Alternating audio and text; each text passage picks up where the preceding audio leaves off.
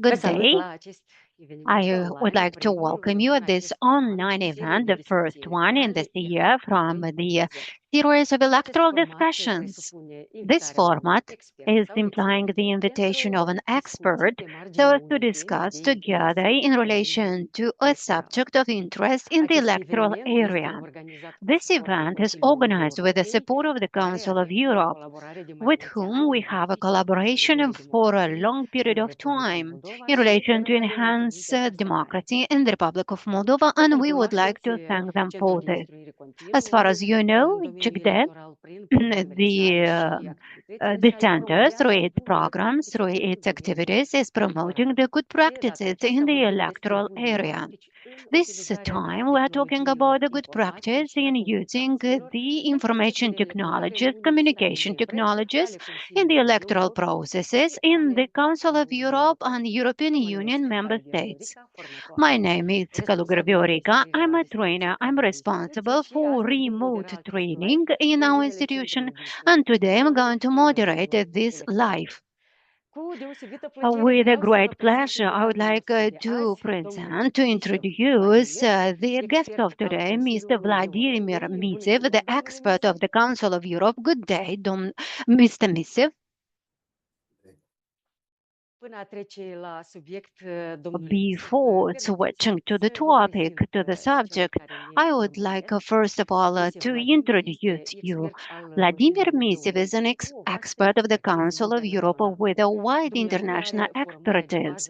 He has the main training in the area of political science and has the master degree from the Austrian University.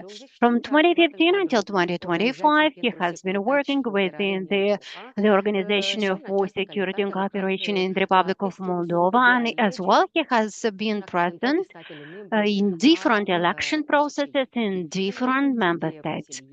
He has been a main advisor, and he has been responsible for the development of the methodology for observation of elections in relation to communication and technologies used in monitoring the online campaigns as well as in the social media, but as well in traditional media. As well, he has a major role in the activities of electoral training because he has trained different observers from different countries. He has been also a lecturer of political science. He has been involved in different research studies. Until 2015, he has been also the executive director of the Institute for Democracy. He has been as well the program director from the organization from Northern Macedonia, and as well with different state institutions, he has coordinated the reform of electoral legislation from the respective country. For the Republic of Moldova, the topic that is going to be discussed today is very important because at every electoral process, the number of technologies used is increasing. So currently, we can use different digital tools that are being applied at different stages of the electoral process.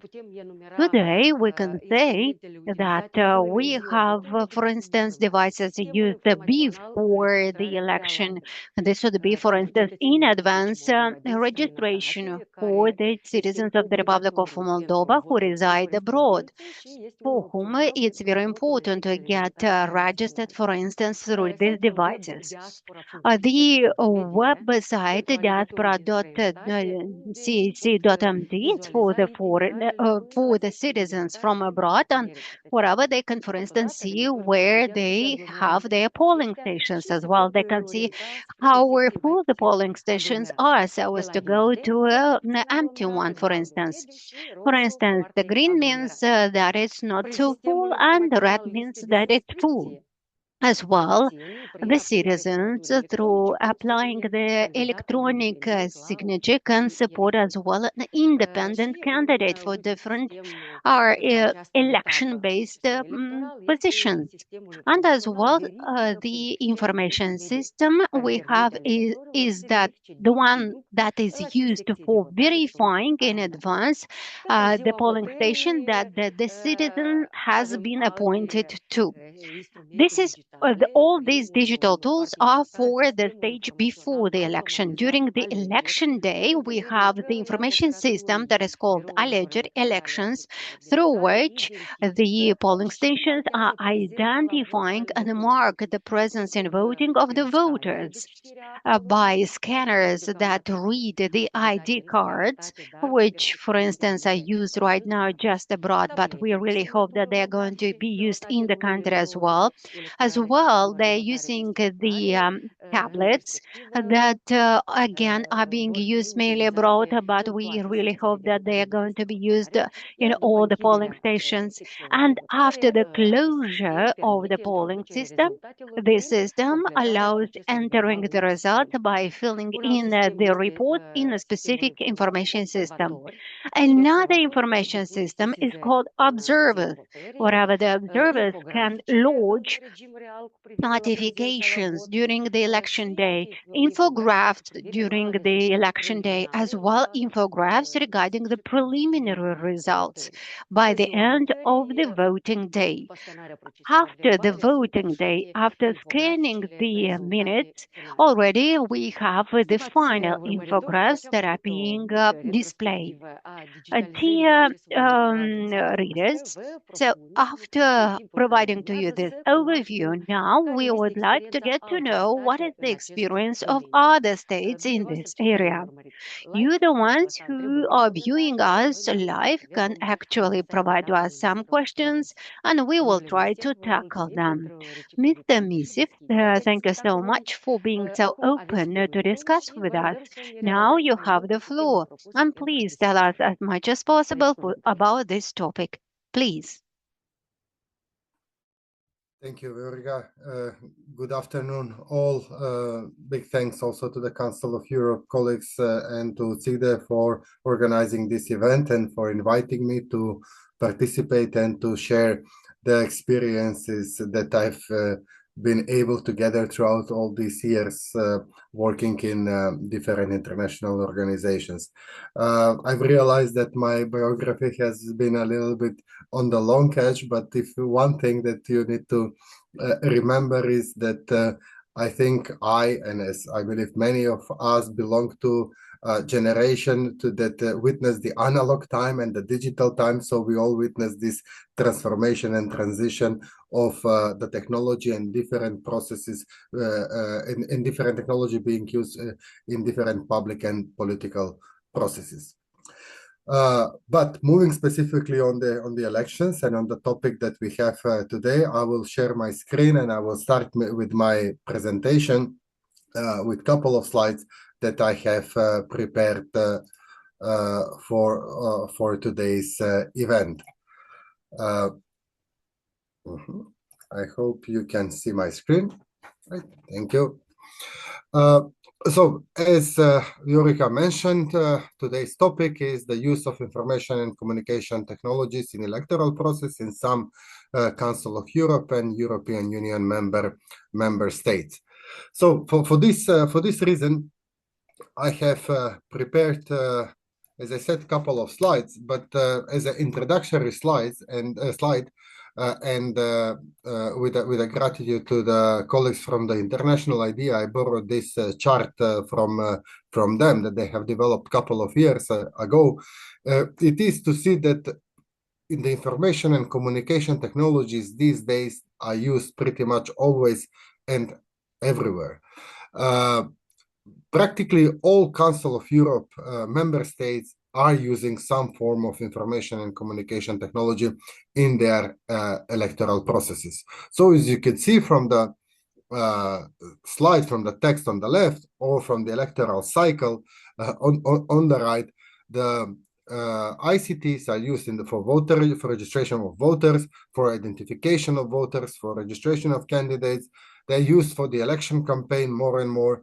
They're used in the campaign finance, in the voting processes, counting and tabulation, and election dispute resolution processes. Of course, not in every country are used throughout every aspect of the elections. Different countries utilize technology in different aspects, but it's still the tendency is there, and we are witnessing more and more the technology penetrating in the electoral processes as such, as it is coming in our everyday life. We know all how dependent we are on our mobile devices and other types of technology. So seeing the electoral cycle on the right, we could argue that they are taking place in the they should be considered and analyzed, assessed, implemented in the pre-electoral period, in the preparations during the electoral period when the main operations are taking place, but also in the post-electoral period when the strategies and plans are made for the next round of elections. So very often when we talk with about elections, there are two tracks of that discussion. The first one is among the electoral professionals, people that are continuously work with the elections and that are actively thinking of the elections.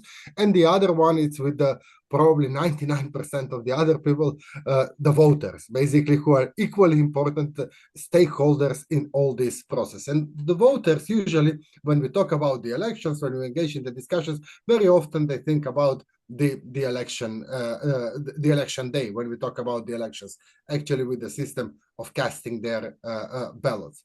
However, we all know that it is way more than that. And election management bodies, the central election commissions, most often in majority of the countries, although in many countries there are different ministries that are tasked as election management bodies and performing the role of the central election commissions. They are tasked with their primary task is to organize and administer the elections, and these election management bodies, they are responsible for forming the electoral commissions. They're responsible for the maintaining and the registration of voters, maintaining the voter list.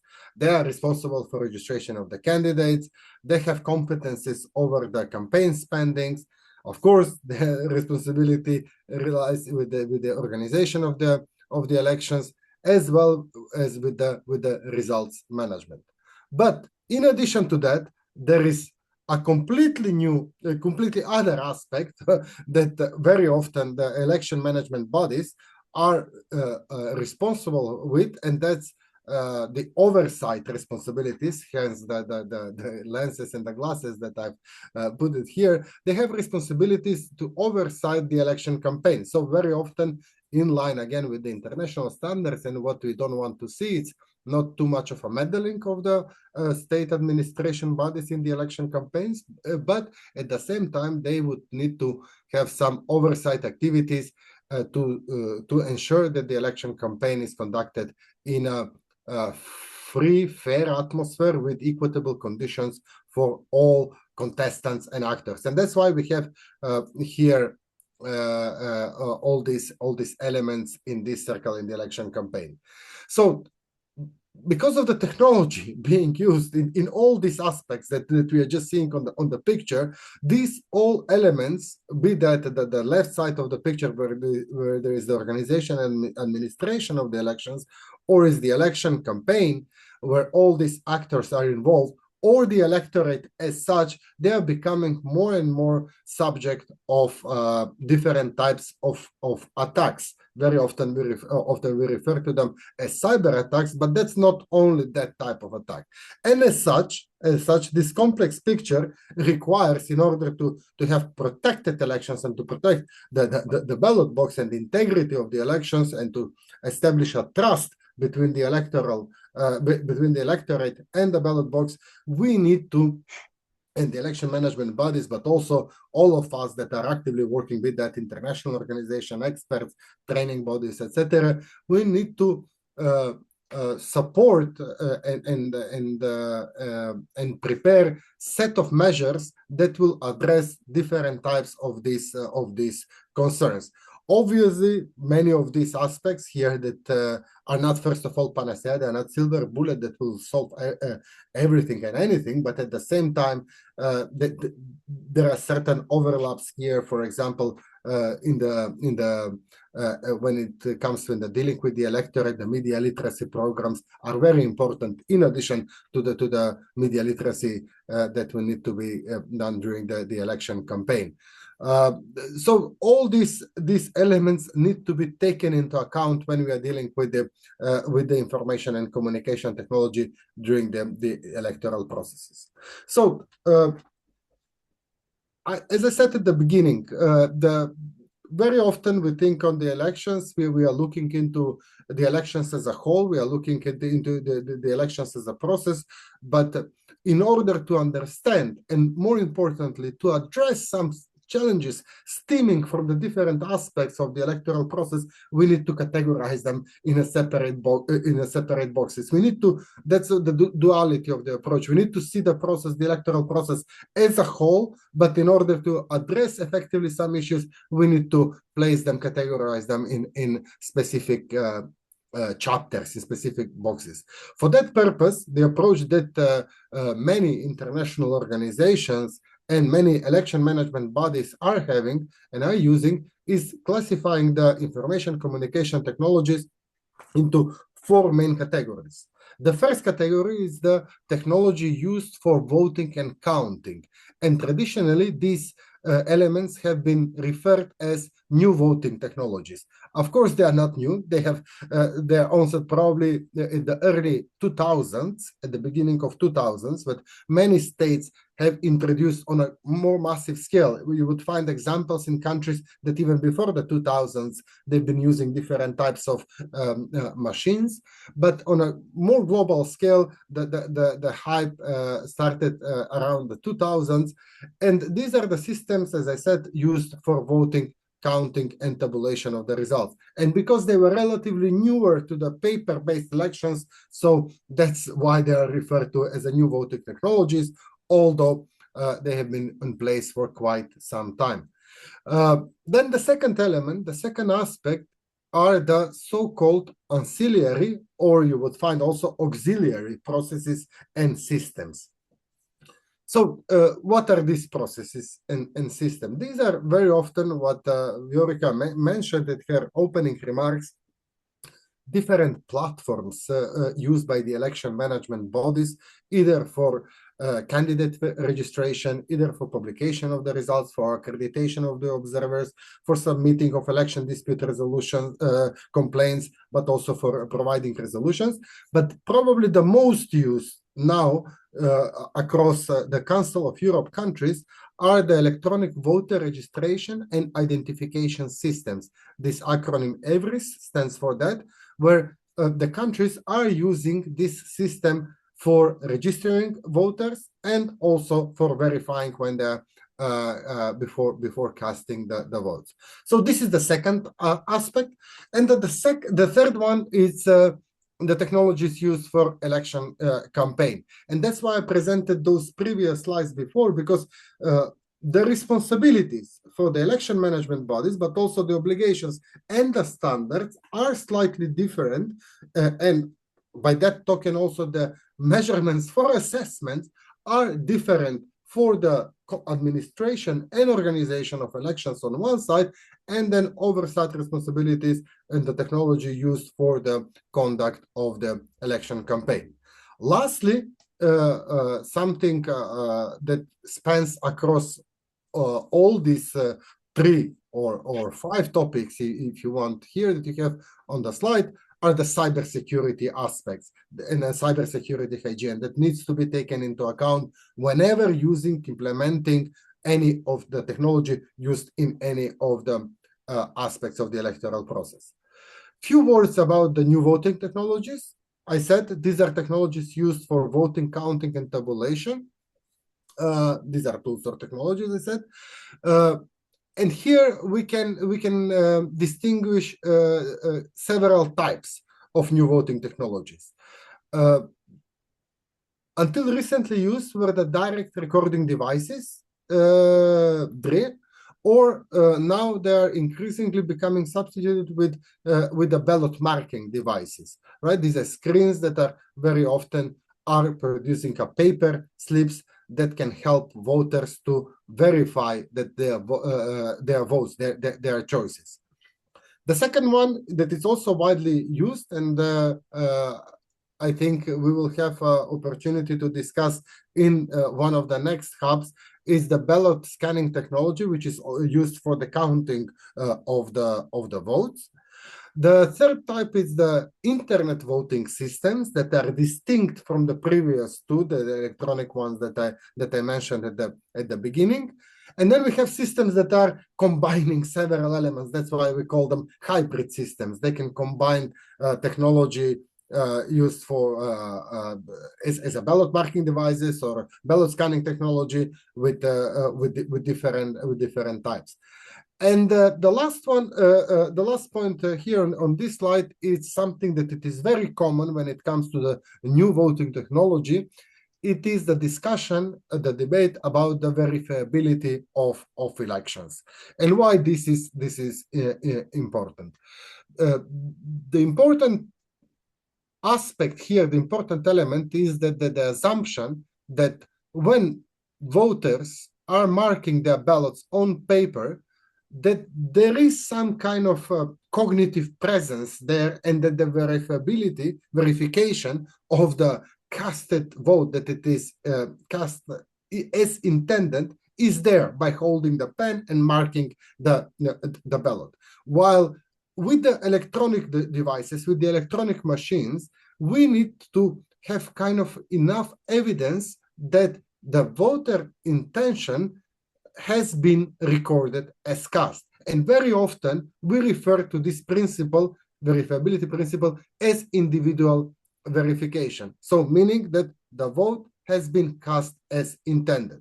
The second verifiability principle, which is a fundamental for the discussion whether to introduce or not to introduce electronic voting, be that ballot marking devices or internet voting, is the universal verification. The universal verification refers to the aspect that all casted votes are counted as casted, right? So we need to have enough evidence that all the votes that have been casted through the electronic machines are counted as such. So far, it is very challenging that we find systems, that electronic systems that internet systems that satisfy both verifiability principles, and I'll come to that a bit later in my slides, the role that the trust plays in this debate, in this discussion. One of the fundamental concerns with the verifiability principles is the secrecy of the vote, whether in this process, when establishing the universal verifiability, whether the secrecy of the vote is respected, or whether that link between establishing the voter identity and establishing that the intention of the voter has been respected, whether in the breaking that link, the anonymity of the voters is respected. And that's an ongoing discussion in the academic world. Very briefly about the main challenges and the benefits coming from the electronic voting, because as I said, it has been widely discussed. The debate is divided, I have to say. There is no clear answer whether a country should introduce or should not introduce electronic voting or any kind of ICT technology. So that's why the first bullet point and very general one, if it is the technology, if it is universally accessible and implemented appropriately, then it is a benefit, obviously.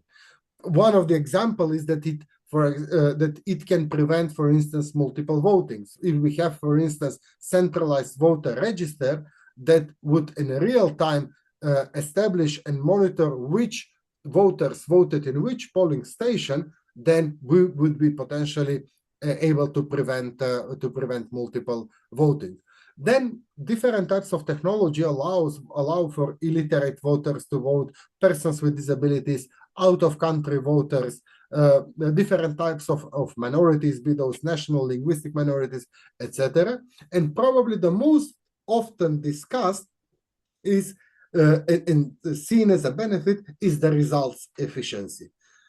No matter the size of the country, no matter the geographical composition of the country, obviously systems that are based on electronic on ICT technology, they produce the results more efficiently, and in that sense prevent some kind of discussion and rumors around the electoral outcomes.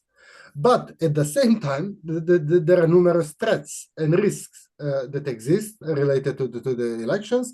These are some that we often refer to as cybersecurity. These are the most common for the e-elections. Then, in addition to that, are the cost-related controversies. Very often, the debate is that by using electronic devices or different type of ICT supporting technologies for the ancillary processes, that we will cut on the human costs and the training costs. But the academic research has shown that that is not the case so far, that the cost that we need to allocate for the equipment, maintenance the equipment, training of the people that would be operating the equipment, and in addition, the cybersecurity costs on that it is not necessarily guaranteed that the costs would be lower. I mentioned in the previous slide the secrecy of the vote and the verifiability challenges, those concerns related to that, and more specifically, very often across many countries that are using electronic machines, some are outside of the Council of Europe, we still see evidence lack of use of voter verified paper trail. That's the paper that is coming, that is produced by the electronic machine following the electronic voting, which is meant for the voters to verify that the vote has been cast as intended. Then, in addition to that, the technology, the use of technology in elections brings serious concerns related to the transparency, this so-called black box phenomenon, and as well as provides for limited observation. Let's not forget that very often it does require a specific expert knowledge to be able to assess certain technological processes, which again challenges the universality aspect. Couple of words about the considerations that would need to be taken into account when introducing information and communication technologies. So it is not only the technology, as I said, for the administration and organization of the process, but all these elements that you are seeing here, and I have here on the right side the handbook for observation and information communication technologies in elections, which was recently published by my former organization, OSCE Audit, that I've been working for quite some time, and I was working on this methodology.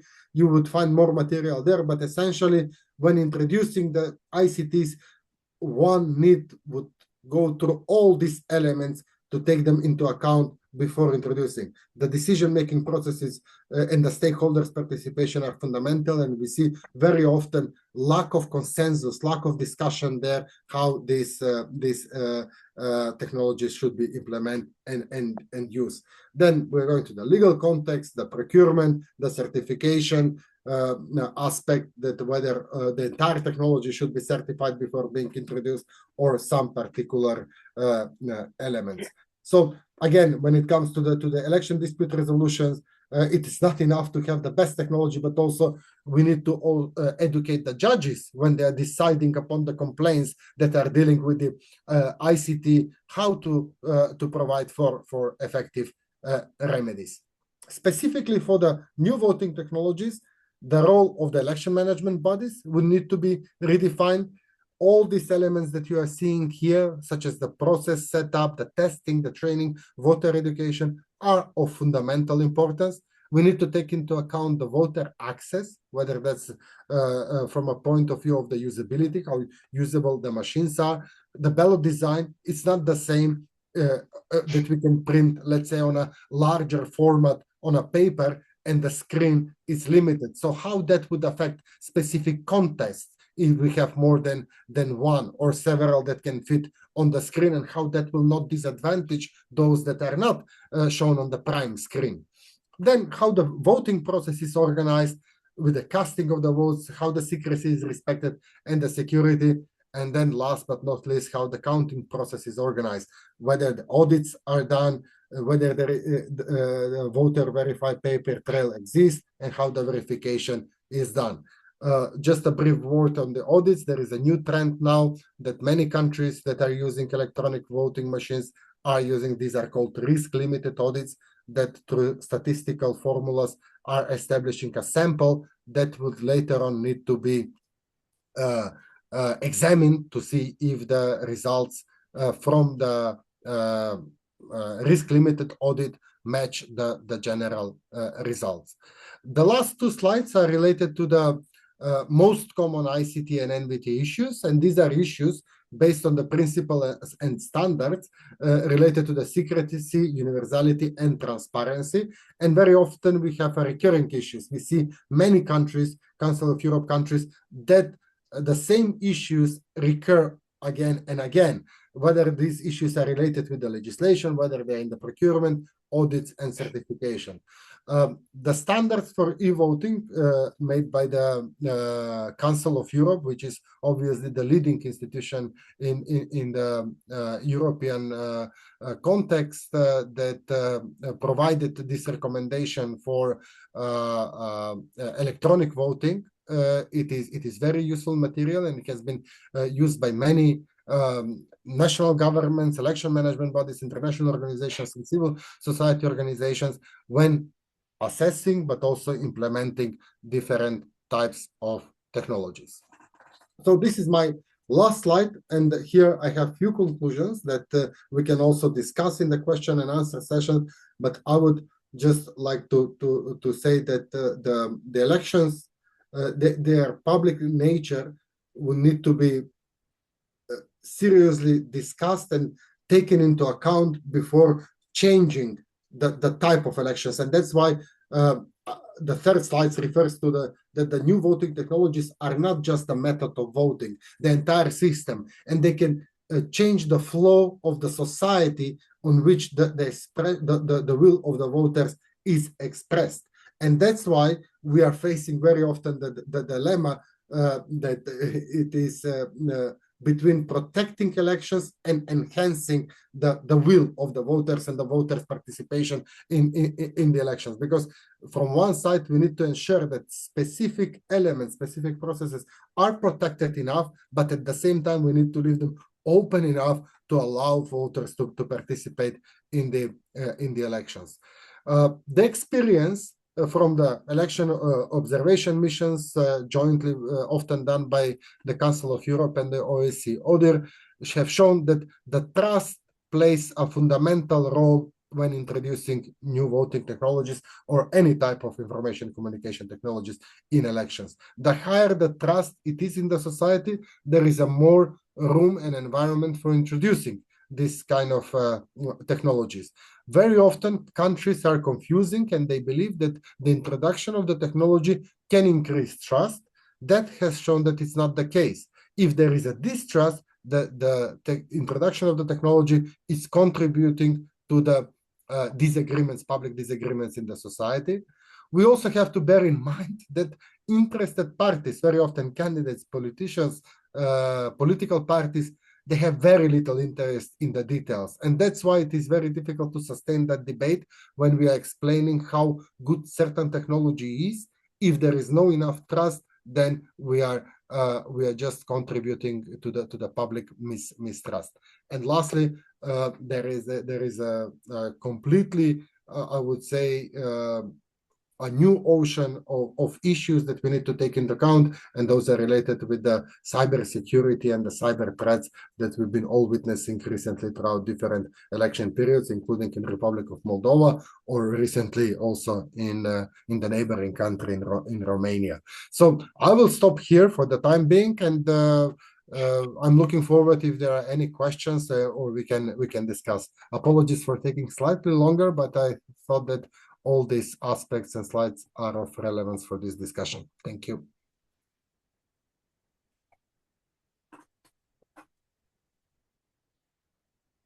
Domnul Misev, mulțumim. Iată că a parvenit și o... Thank you very much, Mr. Misev. Here we have already the first question from our followers. If making a top 3 states with the best practices in the field of use of ICT during elections, what would be these top 3 countries and why? Yeah, it's a hard question actually to make this kind of prioritization or ranking. Elections are context-dependent events, and they are specific. Each country has its own ways, obviously, laws, procedures, different type of educational programs for voters, different types of public participation. So in that sense, it is very, very difficult to order and to rank them. But also it depends, because we don't have in equal countries that are having leveled use of technology on different aspects. One of the countries that is definitely champion when it comes to allocating resources and trying to protect the integrity of the elections and dealing now most recently with the cybersecurity threats is the United States, right? Since the 2000 elections in Florida, they have allocated over $4 billion in order to equip, to change the election equipment and to secure the electoral processes. We see also a trend that many countries are reversing from the use of the technology for casting votes. While the technology, we see that it is growing and it's increasing for the counting of the votes with the ballot scanners, but probably the most used one, as I said, is the technology used for these auxiliary processes for voter registration and voter identification. And we can find very, very good examples, right, on that. We can see that many countries, for instance, in Albania, they've been using the voter identification because there were many concerns related to the voter list, and they managed to assess a technology that it is seemingly good for counting the votes. We witness also that has been a subject of a public discussion and debate with the most recent Georgian elections. But again, the technology as such is not a solution for I would say, for the wider societal political challenges, and that's why it need to be taken into context and need to be taken into account. As I said, it is extremely hard to make a ranking because the ranking is dependent on many aspects and many elements. Domnul Misev, ați vorbit despre You principalele spoke provocări about the main challenges of the ICT use in elections, and the main one referring to cybersecurity, because it is the biggest concern, let's say, of the voters, in fact. We would like to know what is the perception and trust of the population with regard to the use of ICT in the field of elections in the European Union.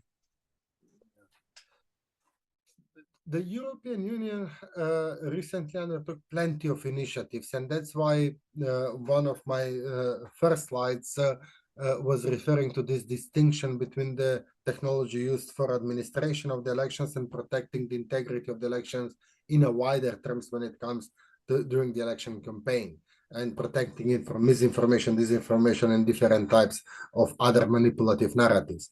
And we are witnessing that there is a lot of activities and efforts being undertaken by the European Union under the Digital Services Act, but also many other related pieces of the legislation, the EAC, GDPR, and several others, communication documents for preventing misuse of misinformation and disinformation.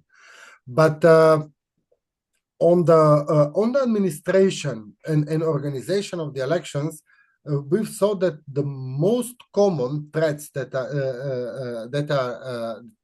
that have occurred are the so-called DDoS attacks. Then we've also saw there are different phishing attacks, including spear phishing, trying to steal malware as well. A little bit less ransomware, but all these different types of cyber threats are present. At least there were attempts during different elections across the European Union countries. Now, the question that remains is, I mentioned previously the US example. The US example, it is important because according to the US legislation, the elections are categorized as a critical infrastructure.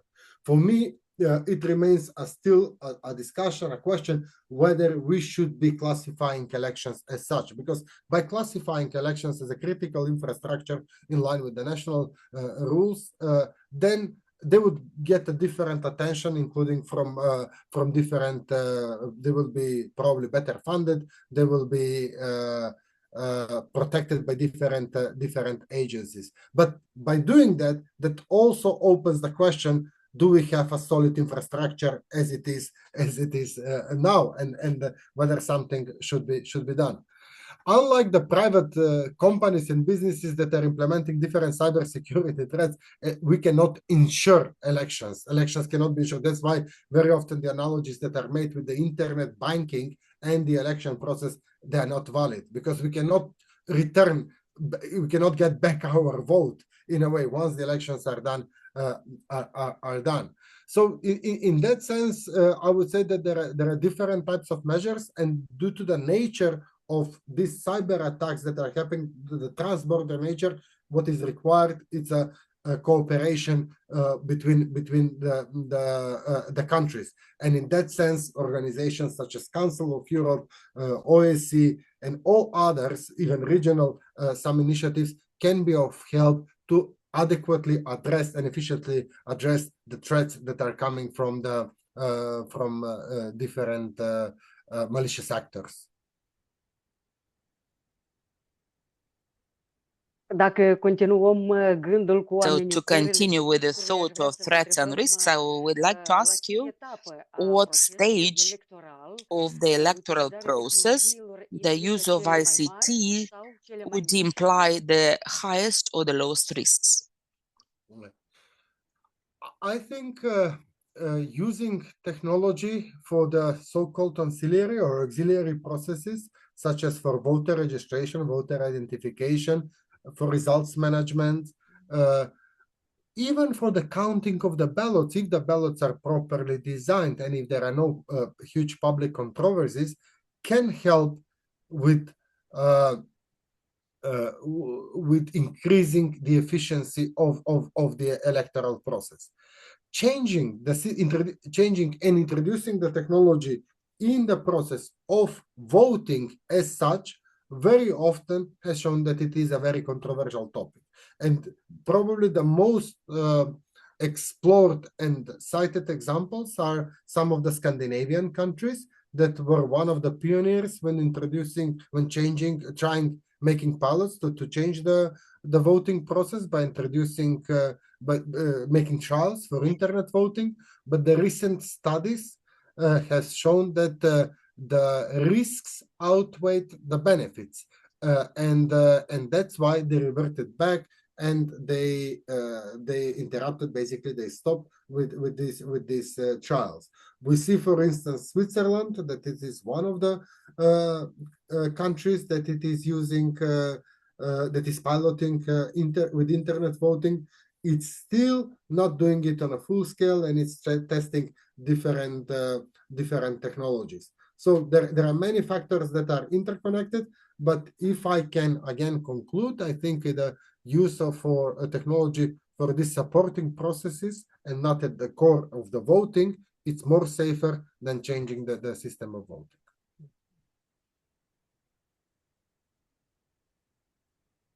Domnul Misev, urmăritorii noștri ne formulează întrebări. So, Mr. Misev, our followers are asking questions. A question from Pavel. Hello, in the light of development of the AI, what would be the influence on the politics and the election process and the election administration? The AI, it's maybe not that new, but it as a topic, but it is new for the election professionals. So far, the overall conclusion it is that although there is a consensus that it has a potential for high-scale threats, it has not manifested as such. We have seen examples of AI being used to deceive electorate, but we've also witnessed that these campaigns have been easily discovered, let's say, by different expert groups, civil society organizations, or election management bodies.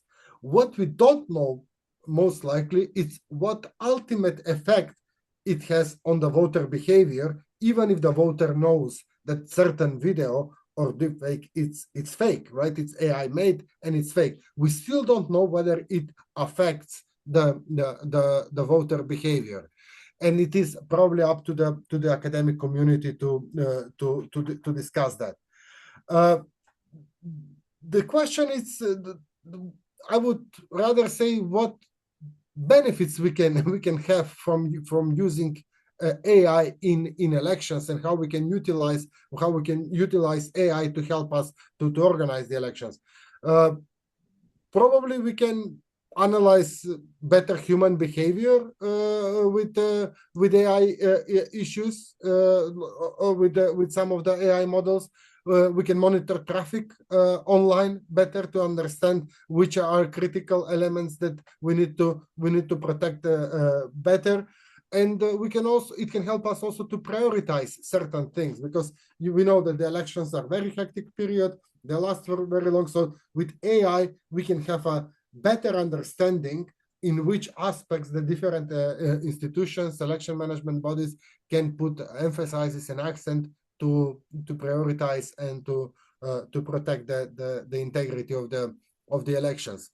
But again, the polarization that is common, I would say, for many countries, and that has existed even before the AI, has been amplified by the presence of AI. And I think for that we need to take a long-term campaigns. And in that sense, I think this kind of event helps a lot, because it goes beyond the election period, right? We go beyond, and it helps for the voters to understand the threats and to deal with them adequately. Mai avem o întrebare. We have another question from another follower, Doina. We have a very big diaspora. So last year, the vote by correspondence was implemented, although we are talking a lot about the internet vote. What would you recommend, the vote by correspondence or internet vote still?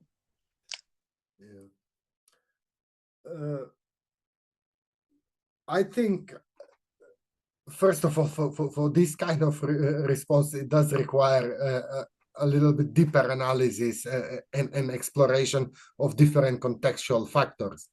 But knowing what we know, and knowing the threats and the challenges that the internet voting is posing, I believe the voting by mail, or the voting by correspondence voting, as you're referring, it's probably more established method that can be used, because both have challenges, right, related to the secrecy of the vote, related to guaranteeing the anonymity of the elections, that also preventing family voting, and many other elements. But still, the system in place that many countries are having in terms of the infrastructure of the elections at the moment is more suitable until for voting by email. For introducing internet voting, it cannot be done on a short term. It has to be a long-term process. There has to be sufficient period for testing. First of all, for introducing the technology, choosing the best one, testing the system, making sure that it is protected, making sure that we have sound communication strategies that would dissuade any kind of public discussions related also to certain cybersecurity threats, misinformation narratives, etc.